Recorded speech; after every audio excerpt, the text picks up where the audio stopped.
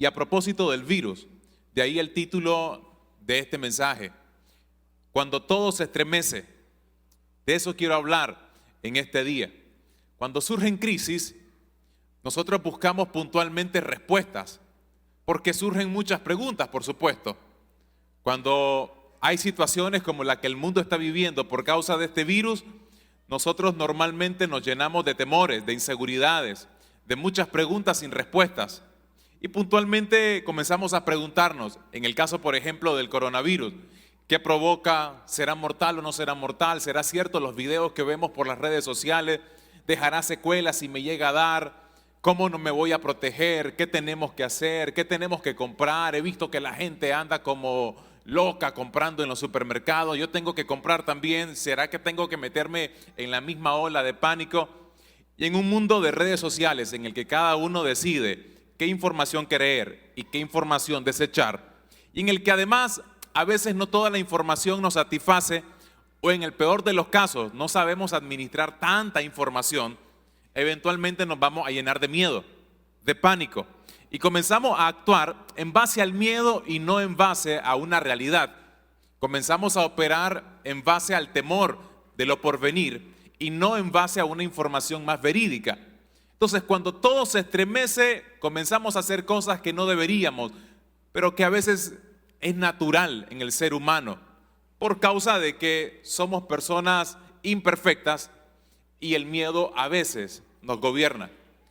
En uno de los salmos, David escribió en el capítulo 82, versículo 5, el mundo entero se estremece hasta los cimientos. Cuando leí este pasaje hace algún tiempo me pregunté, ¿por qué Dios permite que a veces el mundo se estremezca? Pero para ser todavía más específico, ¿por qué Dios permite que a veces mi mundo, el mundo de Alberto Rayo, por qué se estremece? Y cuando hablamos de estremecer no me estoy refiriendo ya exclusivamente al término del coronavirus y esta crisis que tenemos de salud. Me refiero en cualquier aspecto que usted lo quiera aplicar. ¿Por qué se estremece nuestra casa? ¿Por qué se estremece el hogar a causa de un problema de finanzas? ¿Por qué se estremece un matrimonio? ¿Por qué se estremecen las finanzas? Etcétera. Póngale el nombre que usted quiera. ¿Por qué nos estremecemos a nivel emocional? ¿Por qué pareciera que hay personas que saltan de un problema a otro? ¿Por qué pareciera que no podemos tener momentos de tranquilidad y de paz, que en algunos casos le hace llenar de mucho pánico y nos lleva a tomar decisiones incorrectas? Y permítame, a la luz de la palabra, compartirle 5 razones de por qué Dios permite que nuestra vida a veces tenga que ser movida, sacudida de una forma tan fuerte como hoy lo estamos viendo en términos globales. Y aquí está la primera razón. Dios estremece las cosas para examinarnos. El profeta Jeremías en el capítulo 17, versículo 10, nos dice de parte del Señor, yo el Señor investigo todos los corazones y examino las intenciones secretas. A todos les doy la debida recompensa según lo merecen sus acciones. Y es que ¿saben qué, mis estimados? Y se lo dejo en una frase, Dios no necesita el problema para conocer mis deficiencias. Es para ayudarme a conocer lo que tengo fuera de control, que viene de ese problema. Se lo digo de otra forma. ¿Recuerdan aquel momento cuando Adán y Eva cometen el gravísimo error de tomar del fruto prohibido? Recuerden que la reacción inmediata de ellos, ¿recuerdan cuál fue? Esconderse. Además de que se descubrieron que estaban desnudos, se dan cuenta que estaban desnudos, deciden esconderse de Dios, se llenan de temor. Había algo que por supuesto comenzó a generarse en su ser interior y toman la decisión de esconderse. Y entonces dice la Biblia que se escucha la voz de Dios luego de aquel error garrafal de Adán y Eva, y le pregunta a Dios a Adán, Adán, ¿dónde estás? Pregunta, ¿será que Dios no sabía dónde estaba? También se escondió Adán, que Dios no sabía y que tenía que preguntarle, ¿dónde estás? Por supuesto, usted y yo sabemos que Dios todo lo sabe. Por lo tanto, la pregunta no es para buscar información divina. No es porque como Dios carece de la información para conocer dónde se encuentra Adán, pues por eso es que hace la pregunta. No, Dios hace la pregunta básicamente para decirle a Adán, hey Adán, ¿te das cuenta dónde estás? ¿Te das cuenta este problema en qué posición te puso? ¿En qué lugar te puso? No sé si lo ha pensado cuando nos metemos en algunos clavos nosotros. ¿Te das cuenta esta decisión dónde te llevó? Y ¿sabe qué? Por muy básica que parece la pregunta, no siempre nos la hacemos. ¿Te das cuenta el problema tan grave en el que nos metimos porque fuimos infieles en el matrimonio? Porque no supimos manejar bien las finanzas, porque no cuidamos nuestra salud, porque no hablamos de manera correcta con nuestros hijos, porque fácilmente nos exasperamos. ¿Sabe usted muy bien en qué lugar nos ubica ese tipo de comportamiento? Los problemas a veces vienen para examinarnos, para darnos cuenta en realidad que el lugar donde estamos es precisamente consecuencia de las decisiones que hemos tomado. Pero que si no nos damos cuenta el por qué llegamos hasta dónde estamos, es probable que volvamos a cometer el mismo error. Por eso es clave recordar lo que dice Deuteronomio capítulo 8, versículo 2. Durante 40 años el Señor tu Dios te llevó por todo el camino del desierto y te humilló y te puso a prueba para conocer lo que había en tu corazón y ver si cumplirías o no sus mandamientos. Me gustó esto que leí hace algún tiempo. Los problemas son una herramienta de medición. Los problemas miden tu fe, miden tu compromiso, miden tu madurez y miden tu integridad. ¿Qué está midiendo el problema que estoy enfrentando en este momento? ¿Qué está midiendo la situación que usted está enfrentando? Hay situaciones que están en este momento poniendo en tela de discusión, en una mesa, nuestra fe. A ver si en realidad decimos que tenemos fe, vamos a demostrarlo entonces. En algunas otras ocasiones, estos problemas están midiendo nuestro nivel de compromiso ante la primera presión que vamos a sentir. Quizás vamos a romper el compromiso, y no en términos únicamente de iglesia, por ejemplo. Me refiero incluso en términos matrimoniales. Ante las primeras situaciones duras, la gente lo más fácil que hace es romper el compromiso que hizo delante del Señor en un altar o delante de algún abogado, por ejemplo. Fácilmente lo primero que se nos ocurre es decir, se acabó, divorciémonos pues. Qué fácil es que un problema rompa un compromiso, pero tenemos que tomarlo desde el otro lado. Nos sirve para regular, para medir el nivel de qué tan comprometidos somos, de qué tanta fe tenemos, de qué tanta madurez cargamos en nuestra vida y cómo está nuestra integridad. Aquí, por lo tanto, cabe una pregunta. Cada vez que viene una situación crítica, cada vez que mi mundo interno o mi mundo externo es removido, hágase esta pregunta. ¿Qué revela este problema acerca de mí?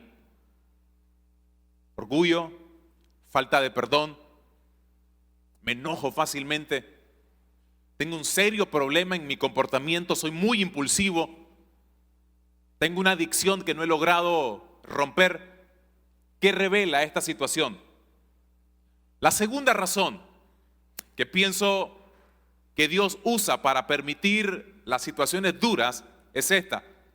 La tienen en pantalla.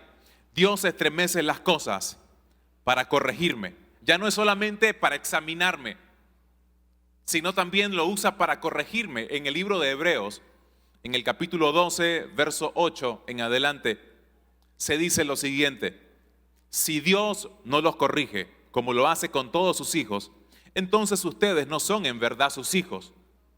Dios nos corrige para nuestro verdadero bien, para hacernos santos como Él. Desde luego, ningún castigo nos gusta en el momento de recibirlo, pues nos duele. Pero si aprendemos la lección que Dios nos quiere dar, viviremos en paz y haremos el bien.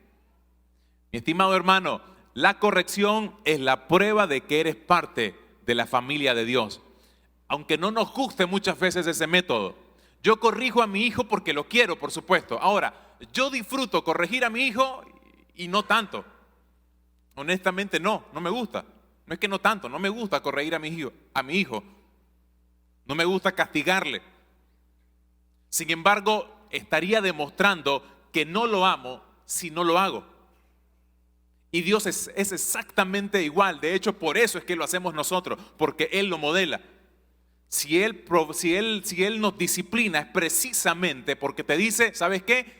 Te castigo porque te amo. Yo sé que esa frase, ¿recuerdan aquellas frases de las madres cuando nos pegaban y nos decían, y te pego porque te quiero? Daba ganas de decirle, no me quiera tanto. Entonces me pongo a pensar que Dios hace algo muy similar con nosotros. ¿Sabes qué? Permito que venga el dolor y la crisis en tu vida, pudiendo evitarlo porque soy Dios. Yo puedo evitar todo lo malo que estás pasando, pero a veces lo permito. ¿Sabes por qué? Porque pienso que va a ser la única manera en la que vas a vivir como yo quisiera que vivas. Va a ser la única forma, porque ya he probado otras, a través de la cual vas a encontrar el propósito para tu vida.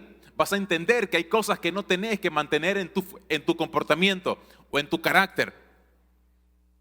Hebreos 12, verso 26 nos enseña que cuando Dios habló desde el monte Sinaí, su voz hizo temblar la tierra.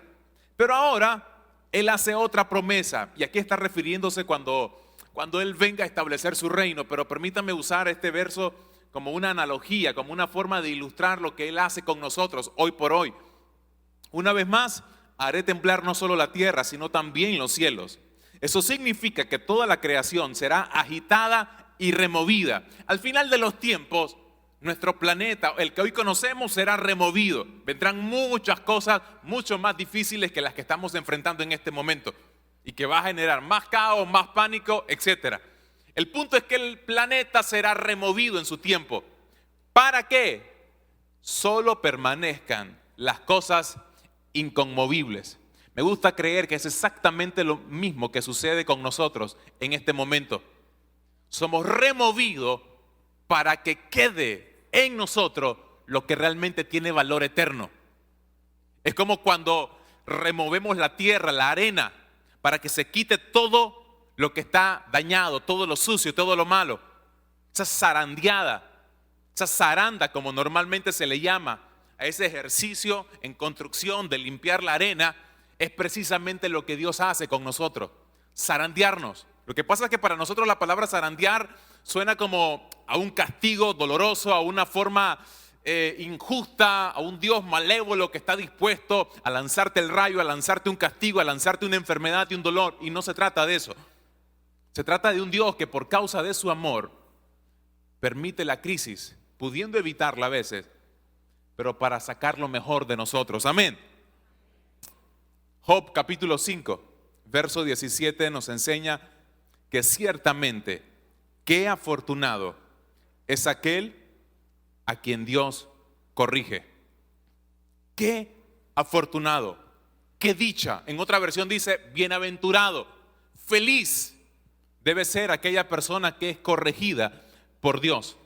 Me gustó esta frase que encontré en un libro que dice lo siguiente: Dios nos susurra a través del placer, pero nos grita a través del dolor.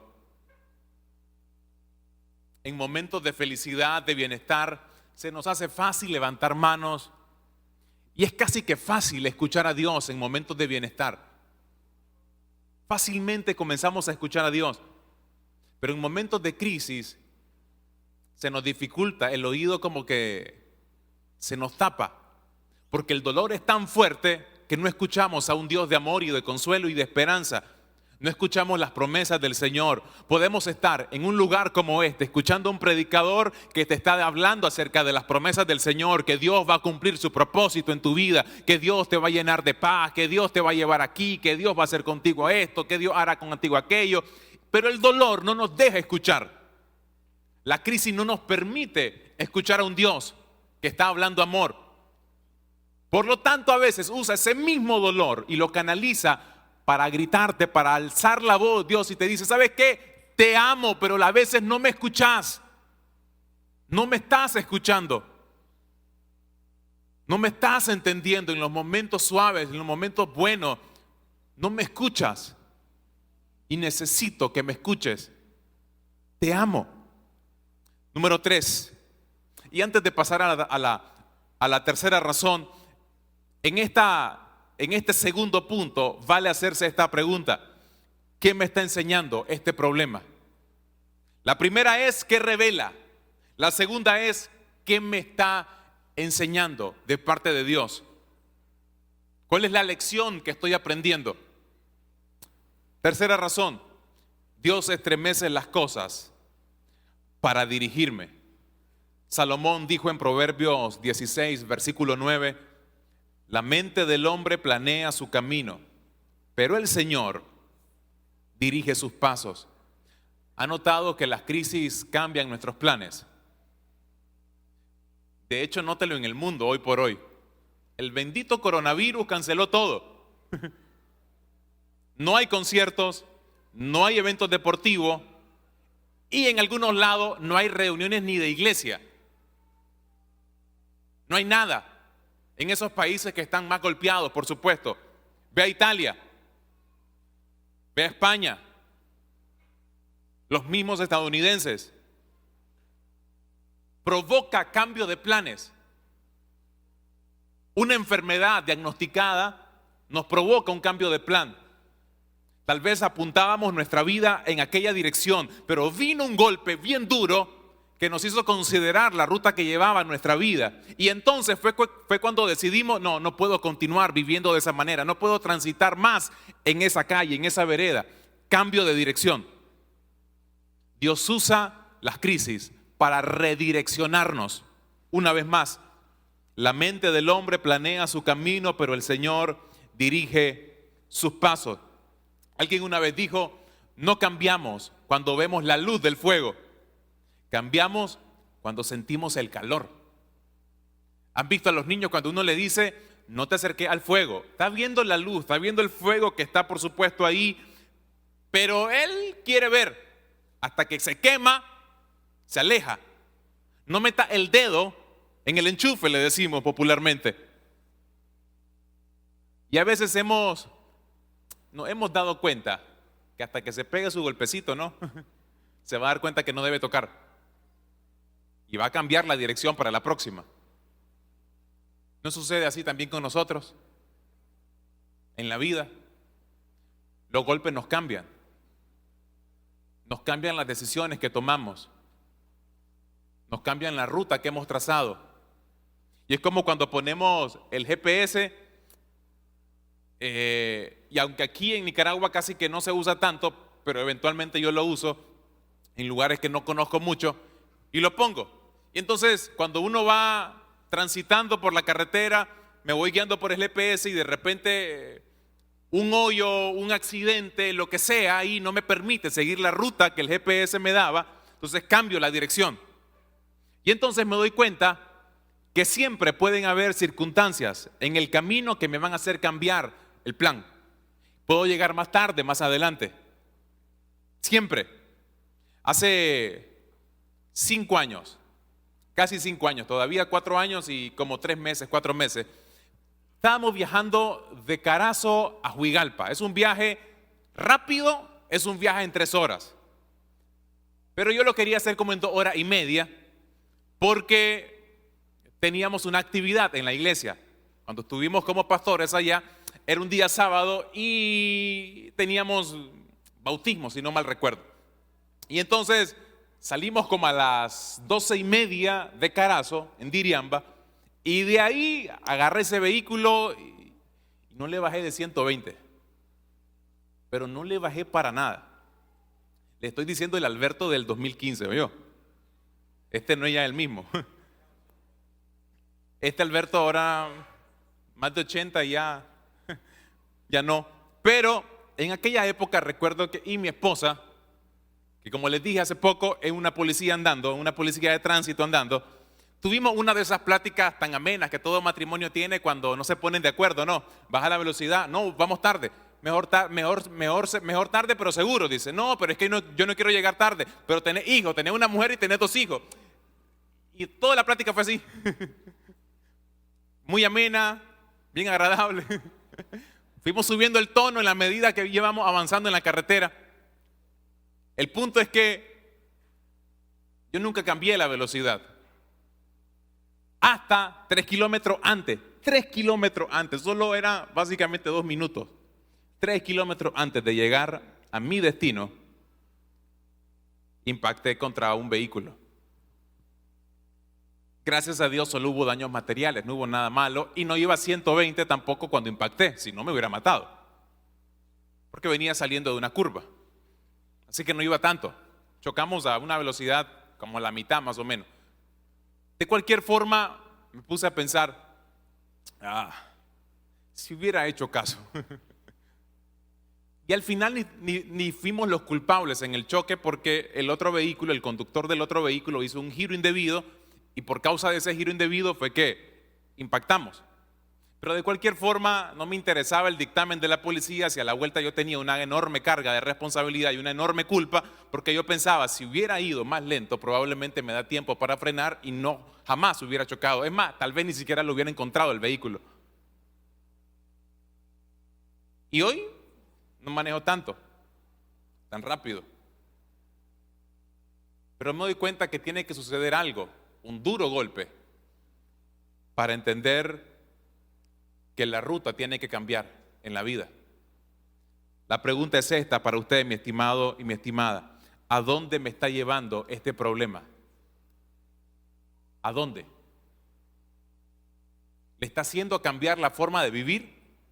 ¿O continuamos viviendo de la misma manera? Y como dice aquella expresión tan famosa, es muy tonto creer que vamos a ver resultados diferentes viviendo o comportándonos de la misma manera.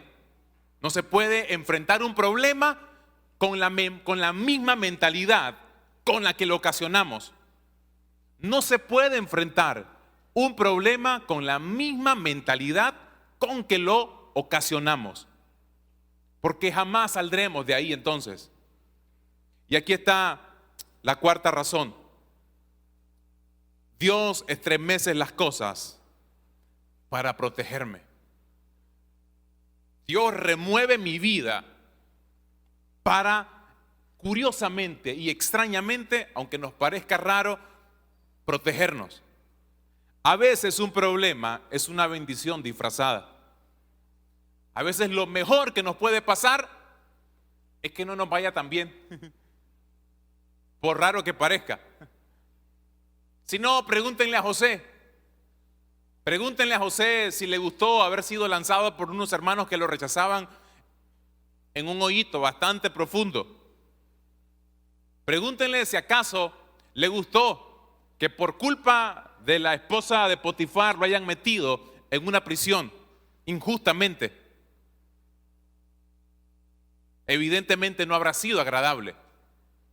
Cada una de estas cosas, cada uno de estos problemas, curiosamente, con el tiempo se volvieron en una bendición. De ahí que el libro de Génesis registra este detalle que tuvo José con sus hermanos.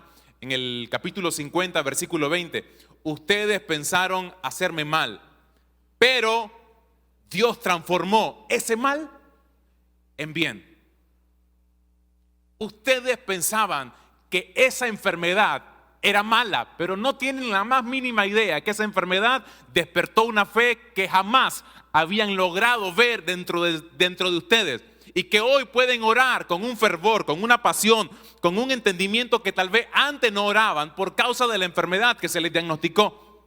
Hay personas que se acercan a Dios, que logran descubrir cosas en su ser interior que antes no estaban, o que sí estaban pero que no las habían visto, pero que hoy, porque vino la crisis, porque vino el dolor, creen como nunca han creído. Dice el libro de Job en el capítulo 36, verso 16: Dios está alejándote del peligro y te lleva a un lugar libre de angustia. La pregunta que yo me tengo que hacer, por lo tanto, es esta: ¿cómo podría protegerme este problema? ¿De qué cosas peores Dios me está librando en este momento? ¿De qué cosas peores? Y lo último, con esto voy a ir cerrando.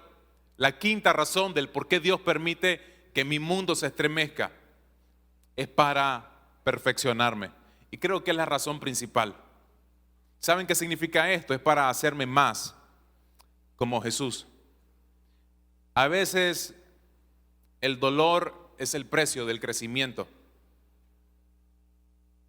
Me gusta, mis hijos, tanto Andrés como Adrián, están practicando artes marciales, taekwondo. Y me gusta la forma en la que están comenzando a darse cuenta que la disciplina, que el esfuerzo conlleva cierta recompensa.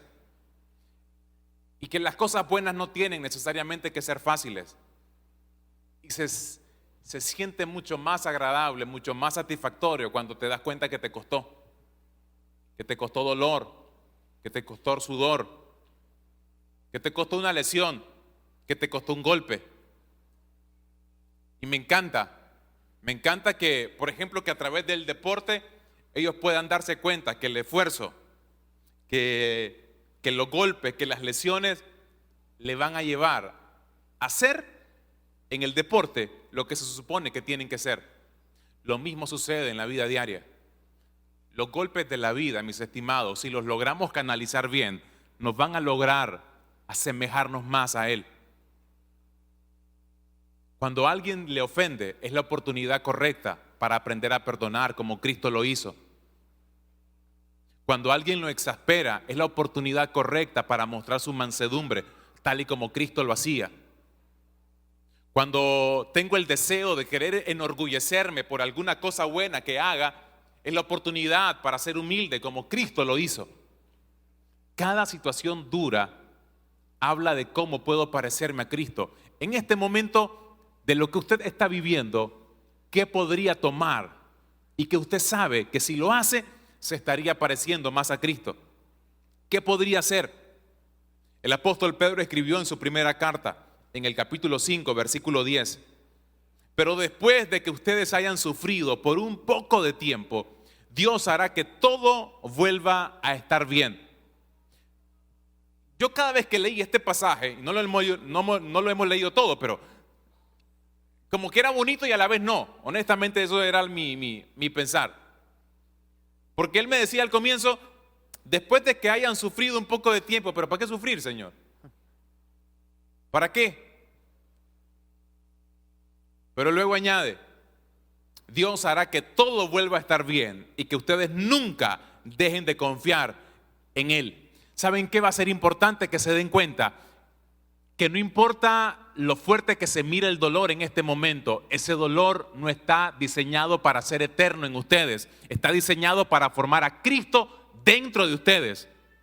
Va a ser clave, por lo tanto, que yo entienda que la palabra del Señor promete de que toda prueba, toda circunstancia será pasajera y me hará semejante a Cristo. Por lo tanto, no me voy a ahogar pensando que esto jamás se va a ir de mi vida. Si aprendo la lección, voy a entender esto. Dios hará que todo vuelva a estar bien. Amén. Dios hará, escuche bien eso, Dios hará que todo vuelva a estar bien. Amén. Y luego añade Pedro, y ustedes nunca dejen de confiar en Él. Les dará fuerzas para que no se desanimen y hará que siempre estén seguros de lo que creen. Recuerden que Dios nos ha elegido por medio de Jesucristo para que formemos parte de su maravilloso reino. Y el apóstol Pablo hizo eco de estas mismas palabras, o al menos del mismo principio. En el capítulo 5 del libro de los Romanos, Pablo dice, pero también nos alegra tener que sufrir. Pablo era como masoquista. Dice, nos alegra tener que sufrir. ¿Cuántos pueden decir lo mismo? Y yo no. Yo no soy Pablo. Pero nota qué interesante. Nos alegra tener que sufrir. ¿Por qué? Porque sabemos que así aprenderemos a soportar el sufrimiento. Y si aprendemos a soportarlo, seremos aprobados por Dios. Y si Él nos aprueba, podremos estar seguros de nuestra salvación. De eso estamos seguros. Dios cumplirá su promesa, porque Él nos ha llenado el corazón con su amor por medio del Espíritu Santo que nos ha dado. Amén. ¿Cómo estoy creciendo a partir de este problema? ¿Cómo? Cierro con este último pasaje que les voy a leer de Proverbios 20, versículo 24. El Señor dirige nuestros pasos. Entonces, ¿por qué tratar de entender todo lo que pasa? Si el Señor dirige su vida, y mi vida? ¿Por qué gastamos tanta energía en tratar de entender todo lo que nos sucede? La pregunta no es ¿por qué vino este virus? Y usted sabrá ahora que miren redes sociales, hay un montón de especulaciones. Algunos hasta tienen teorías conspirativas. Pero la pregunta no es cómo vino, cómo surgió. La pregunta es ¿para qué? Históricamente se ha logrado ver que toda crisis global hace que nuestra mirada vuelva a Dios. Por alguna razón el ser humano es así. Durante la Primera y la Segunda Guerra Mundial las iglesias volvieron a llenarse. Luego que la filosofía y la biología habían provocado una fuerte sacudida en la fe de muchos creyentes, porque pensaban de que el universo no fue creado por Dios, porque habían ideas que estipulaban que Dios ni siquiera existía. No es que no había creado el universo, ni siquiera existía. Pero vino la Primera, la Segunda Guerra Mundial, las iglesias volvieron a llenarse. Vienen las crisis como estas. Y aunque las iglesias en este momento, en los lugares que están siendo afectados, no están llenas, porque ni siquiera se están reuniendo, pero la gente está conectada. Antes de venirme a la iglesia, miraba la transmisión de una de las iglesias importantes o influyentes a nivel mundial y miraba la cantidad de personas conectadas, más de 8,000 personas conectadas en uno de los 5 o 6 servicios que tienen en el día, y en los otros servicios era igual. Capaz y hasta más y personas de las que tienen normalmente iban a estar conectados. Que la crisis nos vuelve a Dios, nos hace buscarlo a Él. Alzaré mis ojos a los montes, dijo David. ¿De dónde vendrá mi socorro? Mi socorro viene del Señor, aquel que hizo los cielos y la tierra.